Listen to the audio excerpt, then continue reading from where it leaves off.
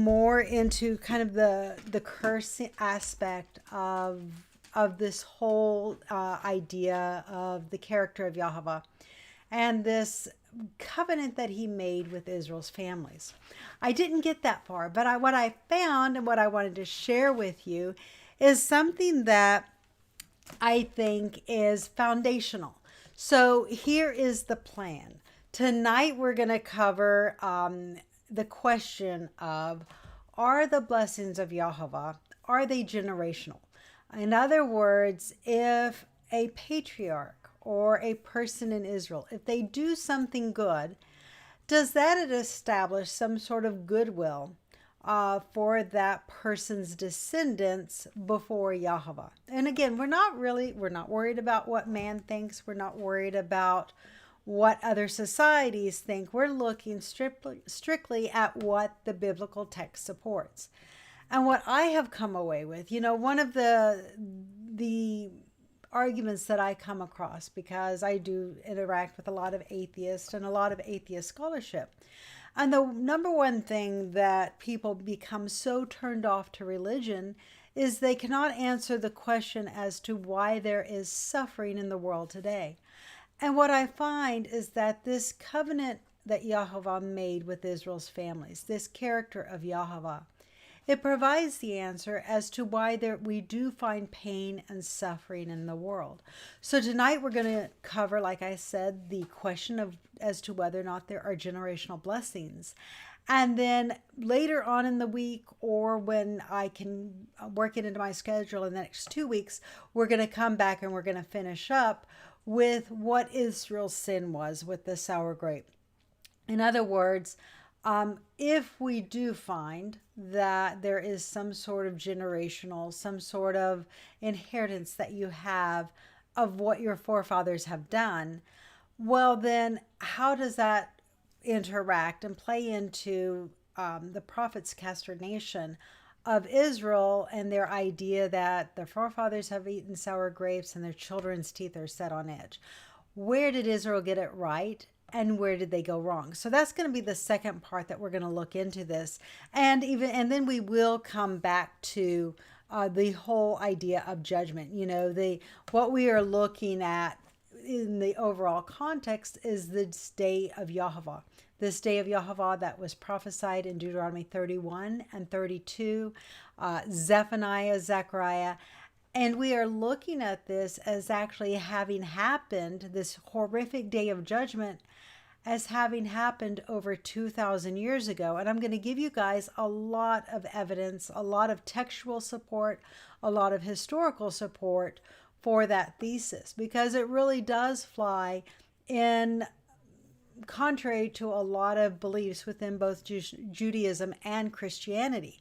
But again, if we are developing our beliefs straight from the text, I want to share that with you guys so you can consider that evidence for yourself. So I am going to skedaddle out of here. Let's see if I can do this. And we're going to jump right into the slides. Okay, so we are asking the question as to whether or not there are generational blessings, or rather, does the Bible support the context of generational blessings? So this is, again, based on this covenant of Yahweh. It appears in the 10 Commandments of Exodus 20. It appears in Numbers 14, and it also appears in Deuteronomy 5. Yahweh shows mercy, which is chesed, unto thousands of them that love him and keep his commandments. So the word for love there is ahav, and the word for mercy is chesed. Now, what we find is that chesed means loving kindness, mercy, and it even means grace. It's fascinating to me that translators do not use the word grace more often throughout the Tanakh and throughout the basically the Old Testament. And I find that ironic, and I find that is really based more on assumptions. The Christian mantra is that there's no love in the Torah, there's no love in the Old Testament, or rather there's no grace. And because they think that grace did not come until about 2,000 years later, they're very hesitant to translate chesed as grace. And what I find is that so many times mercy, loving kindness, and grace are a very, very accurate description of what Yahovah does.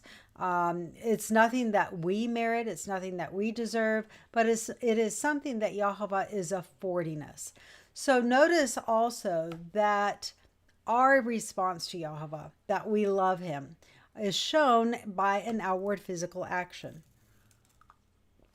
So if we keep his commandments, we are showing our love for Yahovah. We are doing what's right in his eyes, and we can know that we are well pleasing in his sight.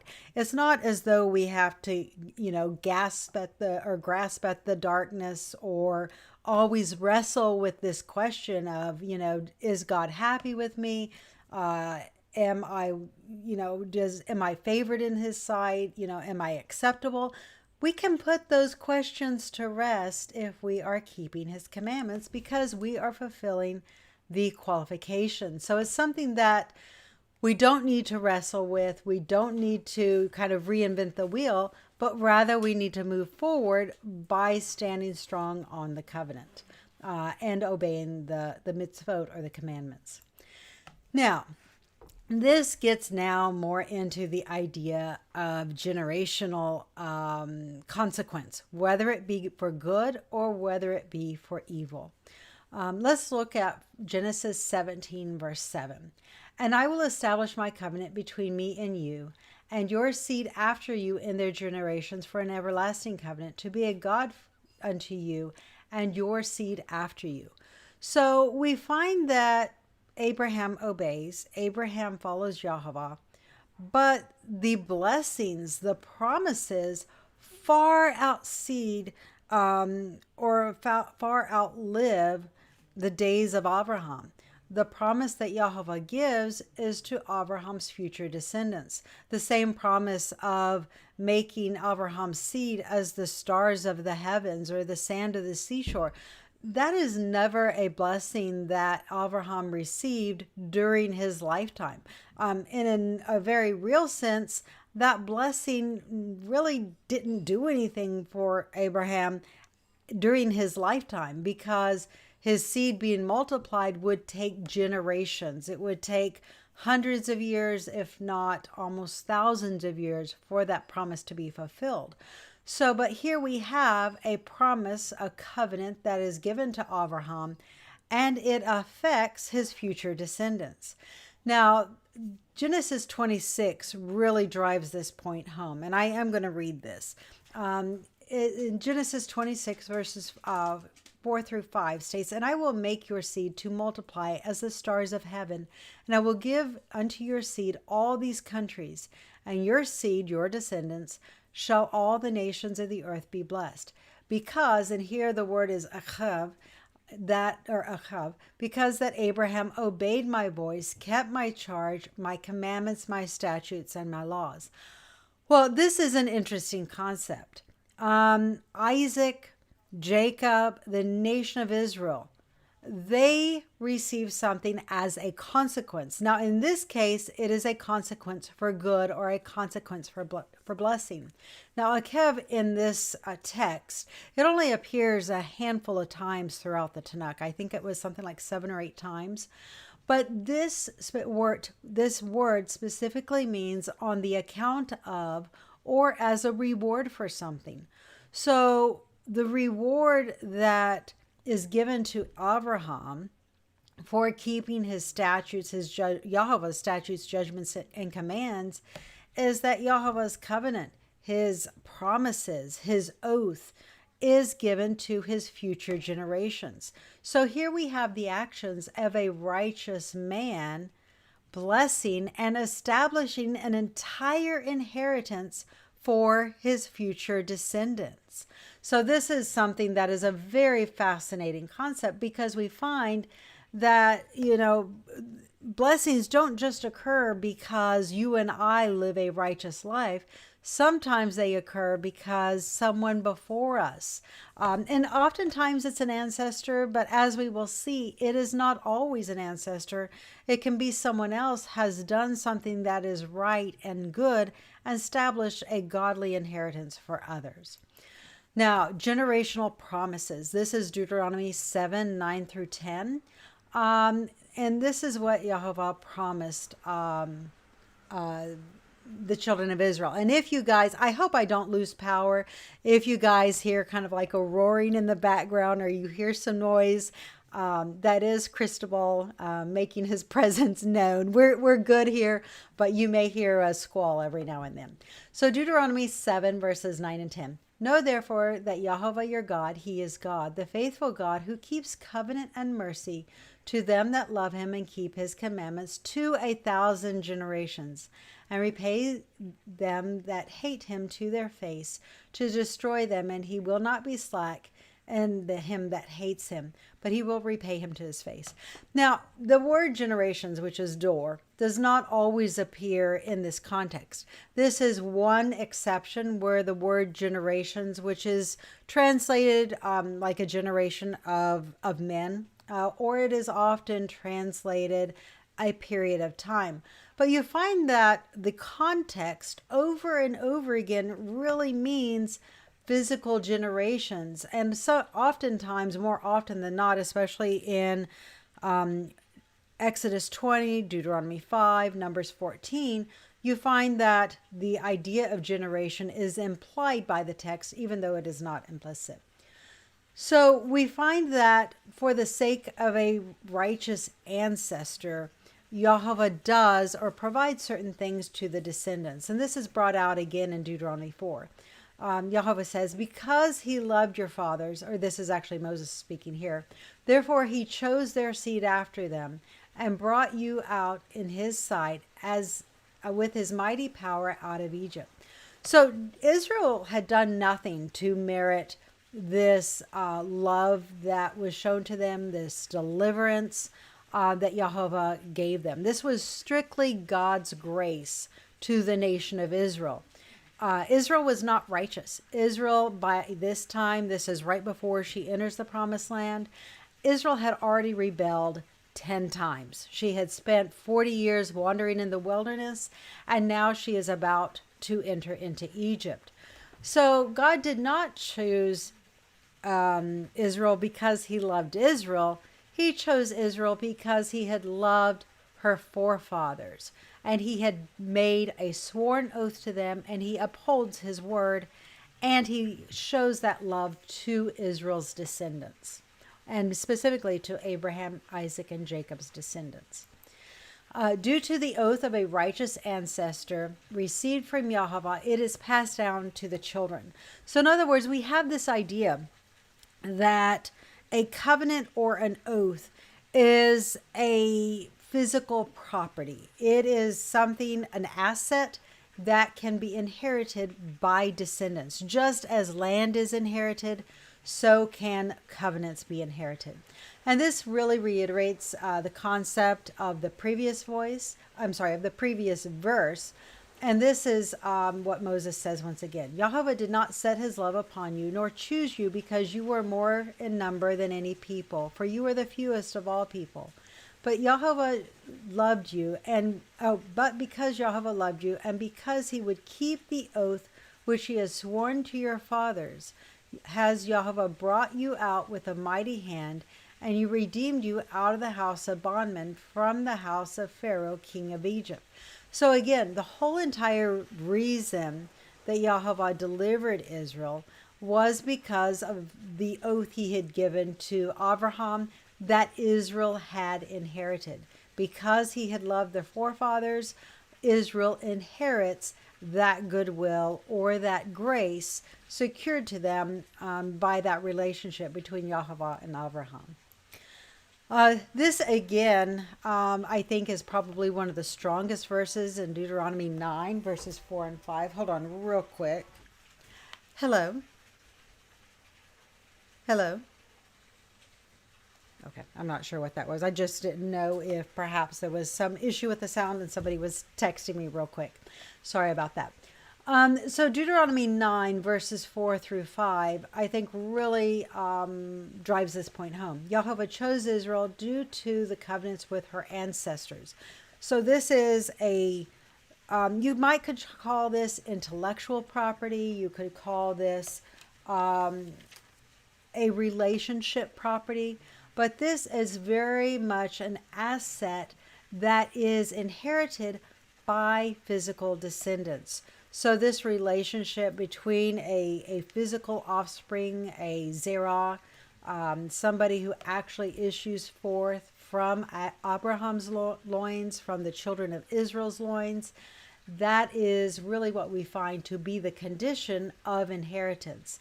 But this is what Moses says to Israel. Speak not in your heart after that Jehovah your God has cast the Canaanites out from before you, saying, for my righteousness has Jehovah brought me into possession of this land. But he has not done so for that, but for the wickedness of these nations does Jehovah drive them out from before you. Not for your righteousness or for the uprightness of your heart do you go in to possess their land, but for the wickedness of these nations.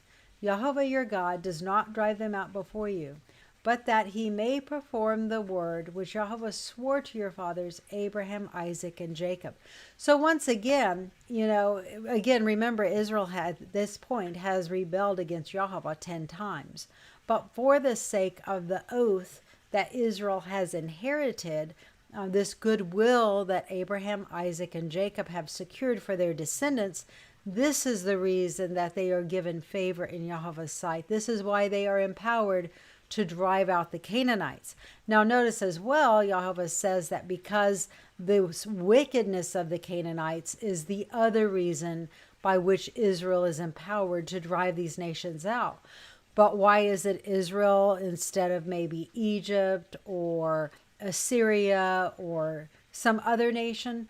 Well, again, it's because of the oath that is inherited by Israel from their forefathers. So I want to look now at specific cases, and David really gives a case in point for so much of the understanding as to how blessings and curses and generational blessings, and we have seen in the past some of the consequences that David had wrought for his family. So in other words, the sin that David had committed with Uriah in murdering Uriah and committing adultery with Bathsheba. In previous classes, we have seen how that affected David's descendants. But yet, even in that, we saw God's incredible mercy to extend loving kindness to David's descendants, even when they sinned. And he did not remove that loving kindness until the reign of Manasseh, where he had slaughtered innocent people. The text says that from one end of Jerusalem to the other was filled with blood. And it was at that point that Jehovah said he would not forgive David's descendants anymore. And what you find is that Jehovah extended that mercy. I hope we are still there. We just lost power. Put in the text box if we lose power at any point in time. Just let me know. But if you saw a glitch, that was it. So when he said that he would not forgive the sins of Manasseh's children, he gave until the 4th generation of Manasseh's descendants to repent from their ways and to return to Jehovah. And when that 4th generation did not, it was something like 5 different descendants, when they refused to obey, Jehovah took them off the land and deported them. So at that point, this sentence was very, very merciful in that Jehovah did not slaughter them. He simply deported them off of the land. So it was a very merciful judgment. But I want to look at this week is this idea of an ancestor doing righteousness before Jehovah and securing Jehovah's grace, Jehovah's mercy, Jehovah's goodwill for his descendants. Or not, and in the case of David, he was a ruler. So it wasn't just his descendants that he established goodwill for, it was also the kingdom of Judah for which he established goodwill.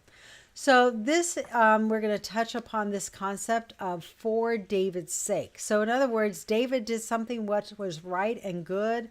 And YHWH shows forbearance. He shows tolerance. He shows mercy for the sake of David. This is 1 Kings 15, verses 4 through 6. Nevertheless, for David's sake, did YHWH his God give him a lamp in Jerusalem to set up his son after him and to establish Jerusalem, because David did that which was right in the eyes of YHWH and turned not aside from anything that he commanded him all the days of his life, save only in the matter of Uriah the Hittite. And there was war between Rehoboam and Jeroboam all the days of his life. Now, the context of this verse, which we're actually going to see here in a minute, is Ahijah takes this garment and he rips it, and he gives 10 pieces to Jeroboam and 2 to Rehoboam. And he does this because of the sins of David's house, but for David's sake. And remember, this David's sake is also within the context of the covenant of a sure house, of always having a presence on the throne of Judah that YHWH has given to David. So because of his covenant, this is always a consideration that God takes into account when rendering judgment, because David had this covenant, and it affects a blessing and a forbearance, a tolerance for his descendants. And this again is a covenant of mercy to David's house, YHWH's mercy to 1,000 generations. This is 1 Kings 11:31 through 33. And he said to Jeroboam, take you 10 pieces, for thus says YHWH, the God of Israel, behold, I will rend the kingdom out of the hand of Solomon, and will give 10 tribes to you. But he shall have 1 tribe for my servant David's sake, and for Jerusalem's sake, the city which I have chosen out of all the tribes of Israel, because that they have forsaken me and have worshipped Ashtoreth, the goddess of the moon. Now here, and I highlighted the important point here, is the fact that YHWH gives difference. He gives consideration to his covenants.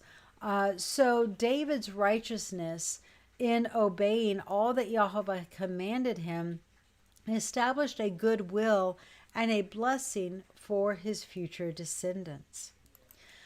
We also see this in the case of Hezekiah, when YHWH healed Hezekiah. So this is going to be 2 Kings 20, verses 5 through 6. You find that once again, YHWH recounts for David's sake in the healing of Hezekiah. Now, what is fascinating in this to me, is that, I think my tendency, especially with the way I've been brought up, is what does David have to do with Hezekiah? Doesn't Hezekiah stand on his own merit and his own 2 feet? If he does evil or he does good in YHWH's sight, what does David matter? But you find that David is invoked 275 years after David's death, and in reference to Hezekiah. So this is the text. Turn again and tell Hezekiah, the captain of my people, thus says YHWH, the God of David your father, I have heard your prayer, I have seen your tears. Behold, I will heal you. On the 3rd day you shall go into the house of YHWH, and I will add unto your days 15 years, and I will deliver you and this city out of the hand of the kings of Assyria. And I will defend this city for my own sake and for my servant David's sake. Now, this again, it's not just for David's sake, but it's also for the sake of the covenant that YHWH had made with David. And again, this covenant that God had offered David, it affected a blessing. It affected goodness and goodwill for David's descendants. Now, for the sake of one righteous ancestor who owned a covenant with God, we find that YHWH will show again mercy to a person's descendants. And Isaiah reiterates this same idea that we saw in First Kings. It said, Isaiah 37 verses 5 and 6, Isaiah states, "For I will defend this city and save it for my own sake and for my servant David's sake." Then the angel of Yahweh went forth and smote the camp of the Assyrians. So we find that Yahweh has a stake in this as well. Yahweh's name is on the line because he has given his covenant to David, and it is Yahweh's self-interest and his best interest to preserve that covenant, to stand up and to uphold that covenant. If Yahweh does not uphold his covenant, then he profanes his own name because he has reneged on his word. His promises have failed, and he has gone back on his word, and he has not upheld the covenant that he has made with David. So you find that whether we look in the writings or we look in the prophets, they both contain the same ideas, as well as Deuteronomy also contains this idea as well. One righteous person can be a blessing in a godless society. Now, this is the case of Joseph. In this case, he is in Potiphar's house. Potiphar's house is an Egyptian household. They worship pagan deities, and there is no reason that Yahweh, or no obligation that Yahweh has to bless this house in any way. Joseph is a slave in Potiphar's house, but yet Yahweh blesses Potiphar's house for Joseph's sake. And this is the text. It came to pass from the time that he had made him overseer of his house and over all that he had, that Yahweh blessed the Egyptian's house for Joseph's sake. And the blessing of Yahweh was upon all that he had in the house and in the field. And we find this throughout history. We find that one righteous person can really establish a different course of history for a particular nation, a particular society, whether it might be, in the case of the United States of America, America's forefathers, they have established a very godly inheritance for us, their descendants. They've established ideas of liberty, ideas of peace, ideas of value of human life, the idea that you can't just go out and exact life for life, that there has to be a society of laws, not a society of men. All of the American founding fathers, they base their ideas on the Mosaic Code, and because of that, we 400 years later still enjoy those blessings today. So if you look at some of the original charters back in the early 1600s, with the Mayflower Compact, with the Pilgrims and those early settlements, you find that the ideas of liberty from the Torah are really what govern them and have been passed down through succeeding generations by being taught from one generation to another generation. So the takeaway from this is that for the sake of a righteous person, Yahweh can benefit a particular enclave or a particular society, depending just on what that contribution is. David follows this precept in his own dealings with his friends. Jonathan, even though Jonathan was heir to the throne, he showed incredible kindness to David. He treated David as an equal. He did not feel threatened by David's anointing to succeed him on Israel's throne. So after Jonathan is killed in battle, David asks, "Is there yet any that is left of the house of Saul, that I may show him kindness for Jonathan's sake?" So here we have Jonathan's kindness towards David has established goodwill that David then wants to repay, and he wants to share back with the house of Saul for Jonathan's sake. Now, if you will remember, we saw the inverse of this was true with the house of Eli. Eli refused to discipline his sons. We find that several of his sons committed iniquities. They were not judicious in their execution of the priest's office. They were very, very lazy and very sloppy. They did not read the law to follow it in their dealings with in the tabernacle. And because of that, it secured an ill will and a lack of Yahweh's protection for those future generations. And you find that during the reign of Saul, that the house of Eli and that particular arm of the house of Phinehas was actually cut off. The remaining descendants, Abiathar, was actually cast from the priesthood. So while he could have served in other capacities, they would have been in lesser capacities that he would have served in the tabernacle, and he would not have served as a priest.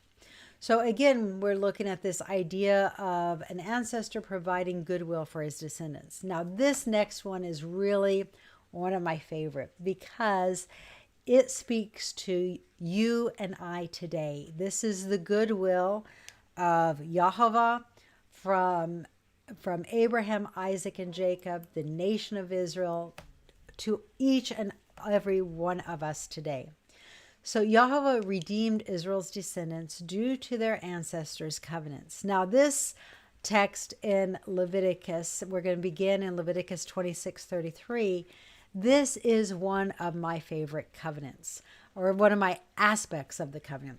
So notice what YHWH says. He says, I will scatter you among the heathen, and I will there draw a sword out after you. Now, this draw a sword after you, what we are going to see in probably about 2 to 3 weeks from now is that this is a specific reference to the day of YHWH, this day of wanton destruction that occurred began to occur during the Second Temple period era. So we're going to see that. But we're not going to focus on that today. I want to really more focus on this blessing and this promised redemption to Abraham's children. It says, and the land shall be desolate and your cities waste. And yet for all that, when they be in the land of their enemies, I will not cast them away, neither will I abhor them to destroy them utterly, to break my covenant with them. Notice that YHWH right here is stating that he will not break his covenant.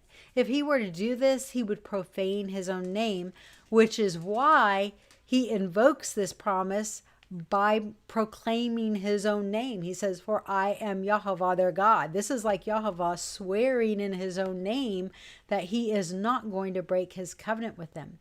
And here is the promise. It says, but I will for their sakes remember the covenant of their ancestors, and the Hebrew here is Rishon, whom I brought forth out of the land of Egypt in the sight of the heathen, that I might be their God. I am YHWH. And again, when he says, I am YHWH, this is invoking his own name as surety that this will come to pass.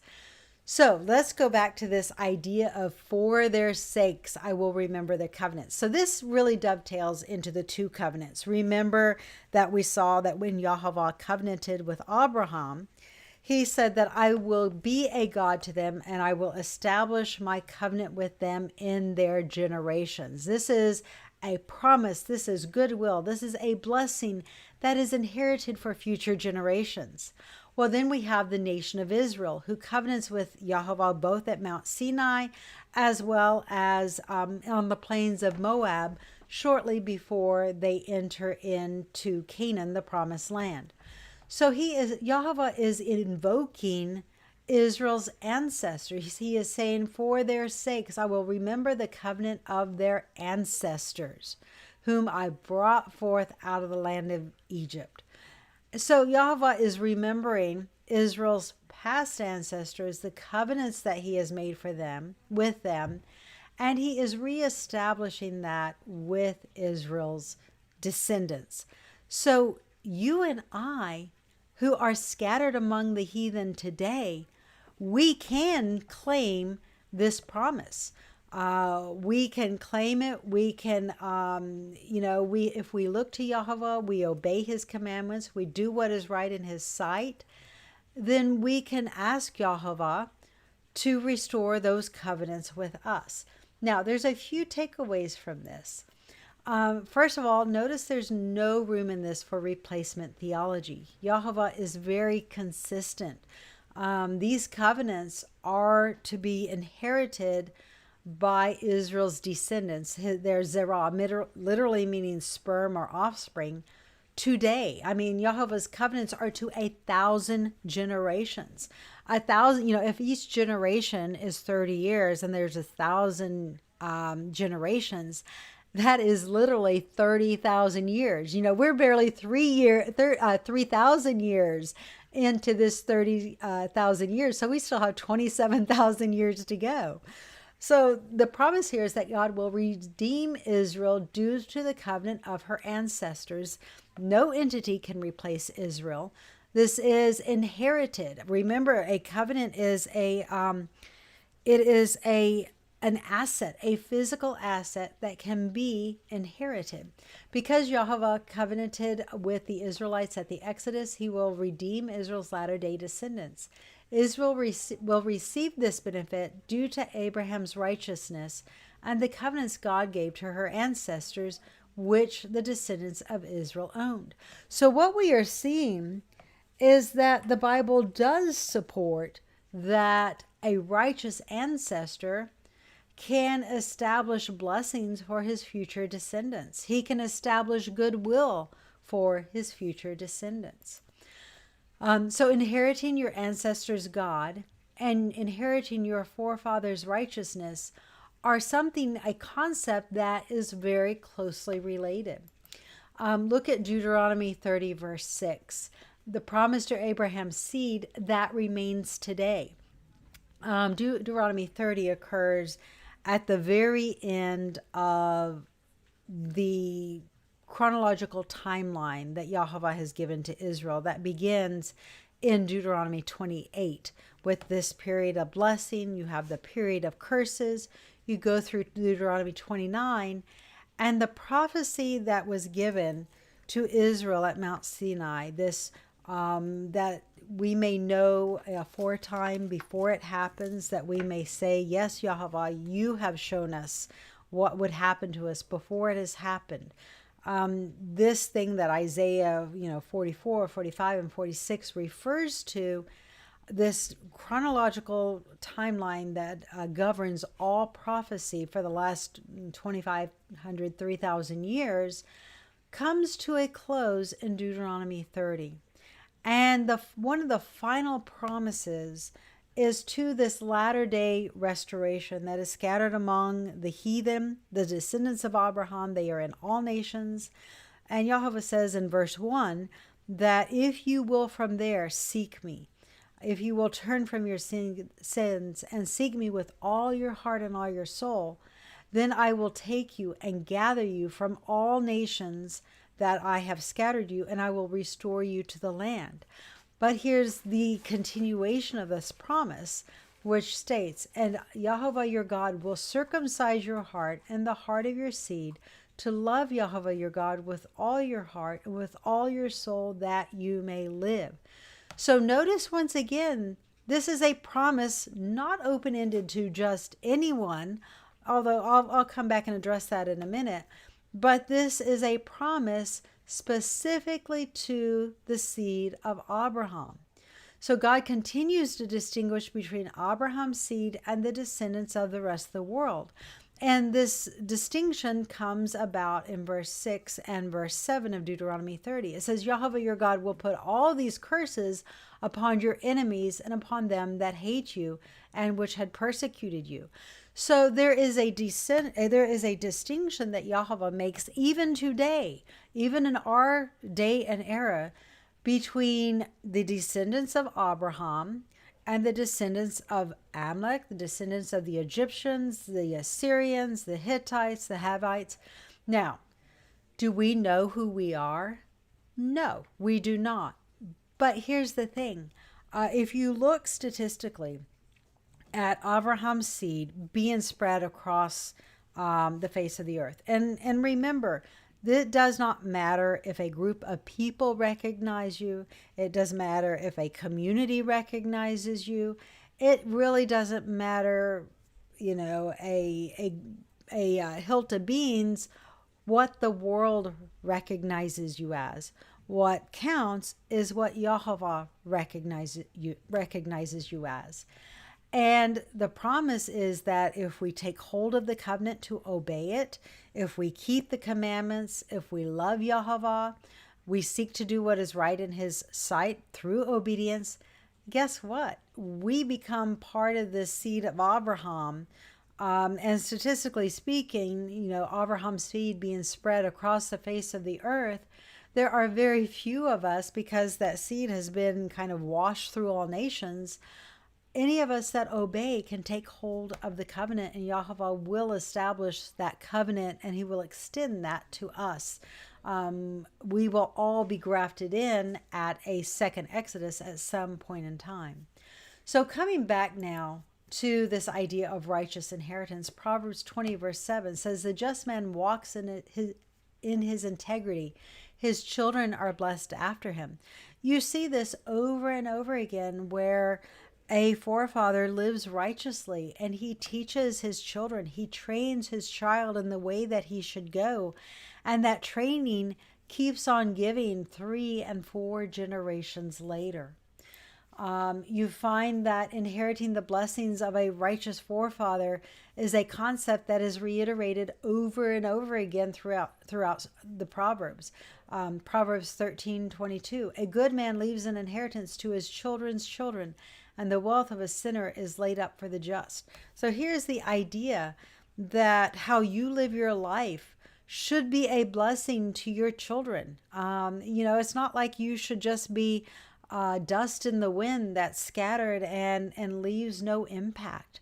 Rather, the goodness that you do, whether it be economic, whether it be territorial, or whether it be heart and soul, whether it be scripture, all of that should be something that you lay up as an inheritance for your children. Ezra 9:12.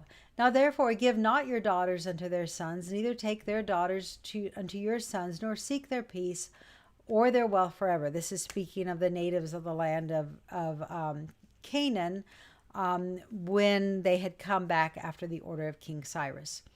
So do not seek their peace or their wealth forever, that you may be strong and eat of the good of the land, and leave it for an inheritance to your children forever.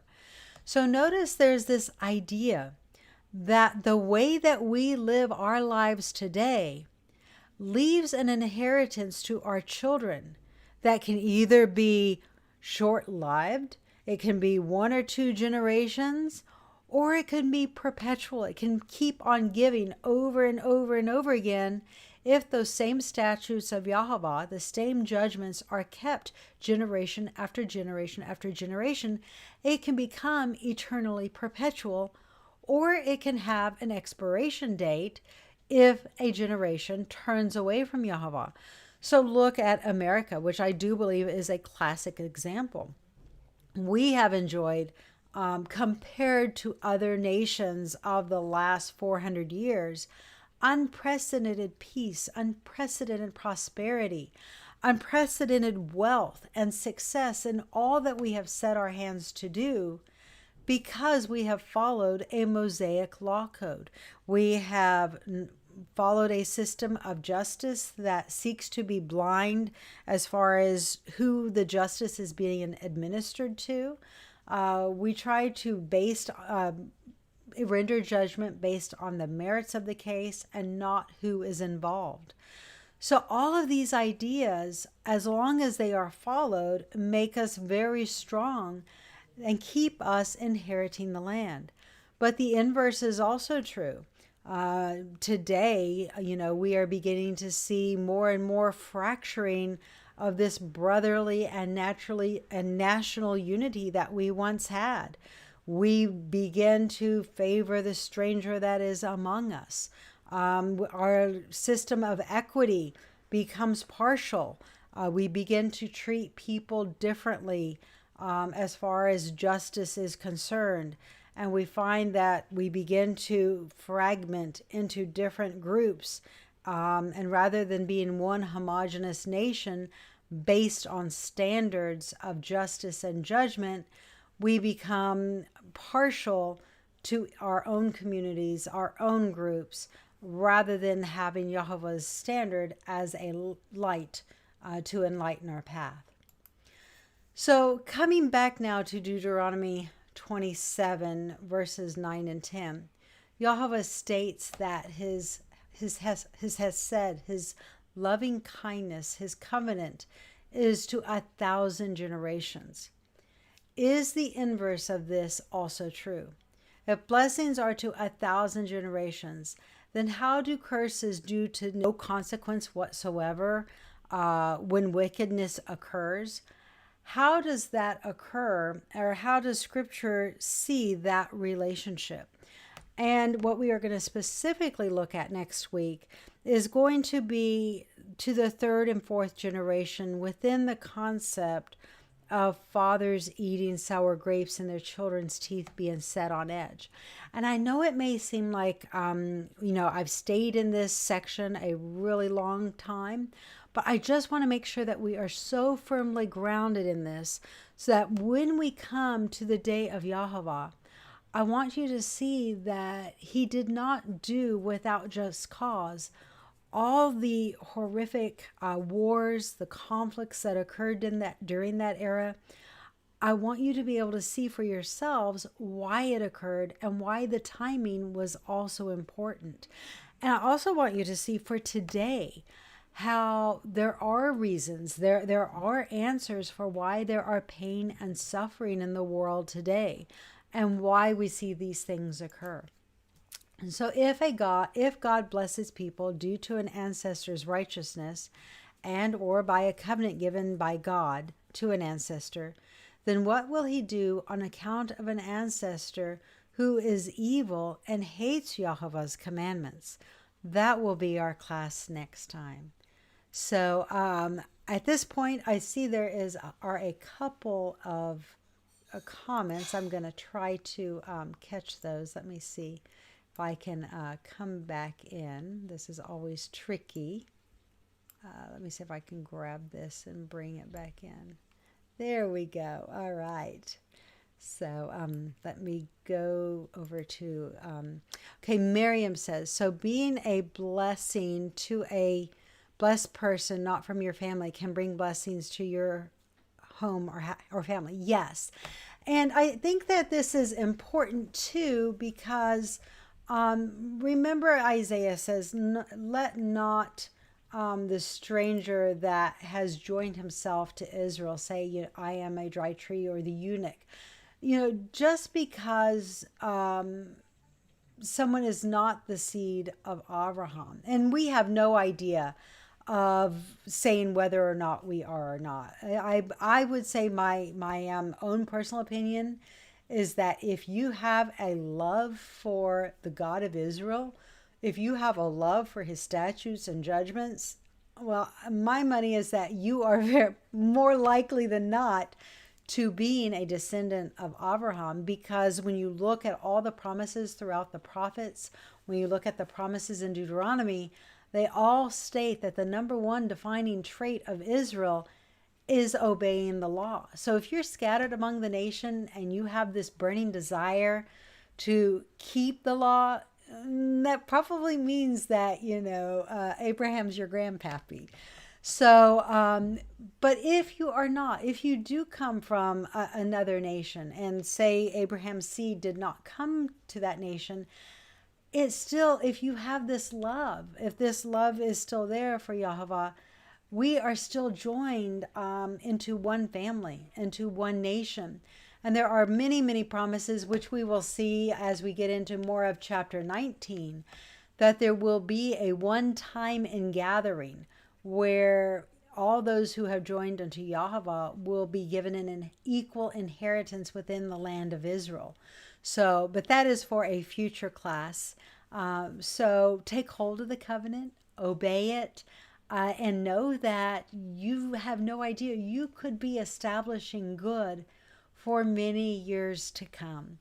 So now let me just say real quick before I go that I am leaving on vacation and I will be gone for 2 weeks. So I'm going to do one of two things. I'm either going to try to because I don't want to leave this cliffhanger forever. I'm either going to get to it maybe Wednesday night of this week, um, or I am going to get into, I will sometime while I'm on vacation. I won't be here at the house, but I will try to hold a class while I'm on vacation. Let's see. Wesley, you mentioned Ezekiel 47. In what context? Are you specifically talking about the restoration of the temple, or the living waters that flow forth from the temple? So yes, Miriam, the Torah always does give us hope. So thank you guys for all your comments, and I will post just as soon as I have an idea as to when. And I'll say this: the next class with that deals with the sins to the third and fourth generation, the sour grapes. We're also going to deal with this idea of bearing iniquity. It's something that I believe is misrepresented on both the sides of Judaism as well as Christianity. And that is something that I think is going to be very interesting and fun to come across. So, talks about inheritance. Okay, you know what? Thank you for bringing that up. I will bring that into next week's class. So, thank you so much for that comment. So, you guys have a fantastic evening, and we'll see you later in the week.